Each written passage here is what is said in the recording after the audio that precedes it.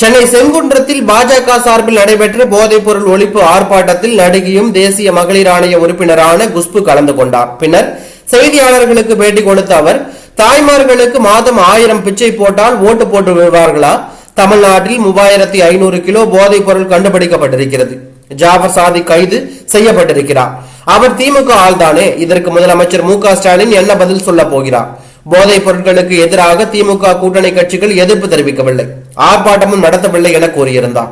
இந்நிலையில் தாய்மார்களுக்கு மாதம் 1000 பிச்சை போட்டால் ஓட்டு போட்டு விடுவார்களா என குஷ்பு பேசியது பெரும் சர்ச்சையை ஏற்படுத்தியது. இதற்கு திமுகவினர் கடும் கண்டனங்களை தெரிவித்துள்ளார்கள். இதற்கு பதிலளிக்கும் வகையில் குஷ்பு தனது சமூக வலைதள பக்கத்தில் 1982ஆம் ஆண்டு அப்போதைய முதலமைச்சர் புரட்சி தலைவர் எம்ஜிஆர் ஏழைகளுக்கு வழங்கிய இலவச உணவு திட்டத்தை கொண்டு வந்த போது பிச்சை என முரசொலி மாறன் விமர்சித்திருந்ததை யாரும் அதை எதிர்பார்க்கவில்லை. அதே போல பெண்கள் பேருந்துகளில் பயணிப்பதை ஓசி என பொன்முடி விமர்சனம் செய்திருந்தார்.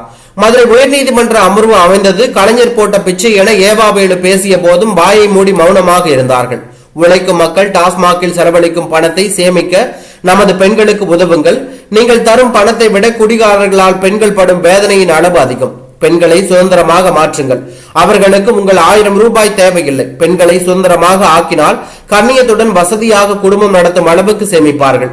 திமுகவினருக்கு தான் தங்கள் தலைமுறைகளை காப்பாற்ற பணம் தேவையாக இருக்கிறது. உலகத்தில் ஆளும் கட்சியாக இருக்கக்கூடிய திமுக அரசு தோல்வியடைந்த ஒரு அரசாக இருக்கிறது.